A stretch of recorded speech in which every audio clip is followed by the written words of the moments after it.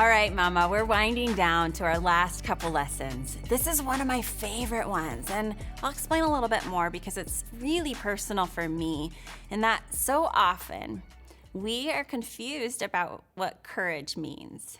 Some of us struggle with the fact that maybe we're girls and we're not as courageous as guys. Or some of us have been taught like you're supposed to be able to face anything in your life. And we feel shame when we feel scared and anxious and we struggle with real things that all of us are going through. So in this lesson, we're going to really hunker down and understand, what does courage really mean according to God's economy? What does His Word teach us about courage? And at the end of the day, it's not something we can muster up.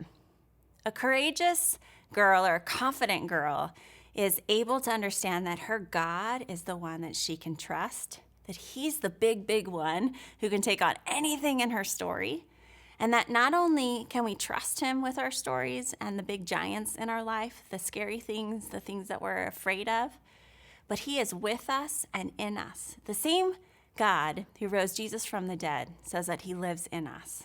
And that same power is made perfect in our weakness, in our struggle.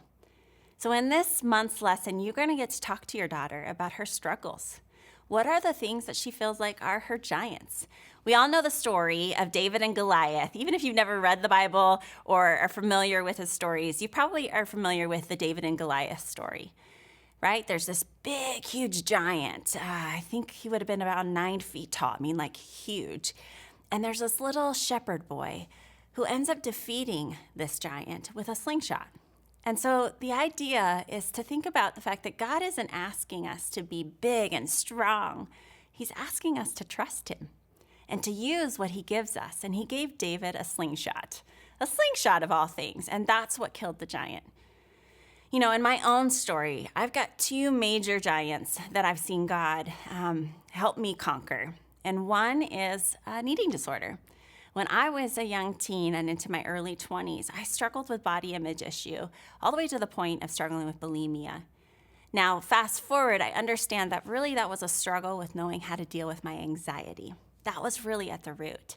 And so even though I no longer struggled with bulimia in my younger years, I was able to call anxiety what it is. And I realized that that's something that I still struggle. And sometimes the things in my life can create such a big giant of anxiety, and I feel so small and unable to take on the things in this world. And I know you can relate. You probably have your own giants. You might be going through a divorce, you're struggling with cancer, health concerns, maybe your community and your friends are going through hard things. Maybe there's depression and anxiety and mental health concerns in your family. Whatever the giants are, the reality is that courage is not believing in who we are, but trusting who God is, and that He's going to give us these slingshots. And in my own story, those slingshots were a few trusted people who helped me to be honest about my struggle, who comforted and cared for me through the struggle and reminded me that I'm not alone, and helped me to walk through and to heal the bulimia and the anxiety.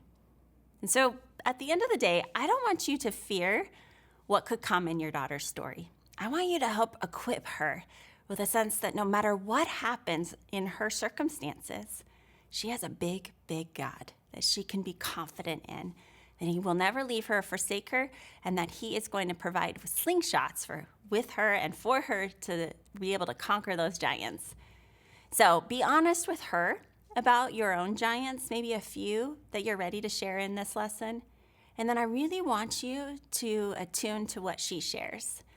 It's really easy as adults to minimize young teens' concerns. Sometimes we think, oh gosh, that's not a big deal. You don't really understand what a big deal is.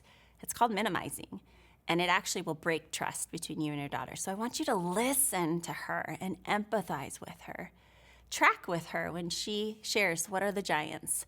It could be a subject at school. It could be a friendship.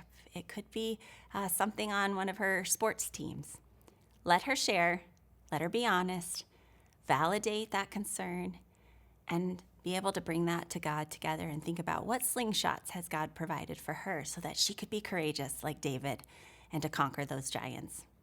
I'm really excited for you in this lesson. And remember that God is with you. Have courage. In fact, you're showing it by showing up and doing this with your daughter. So Continue to be courageous and confident in who your God is despite your story.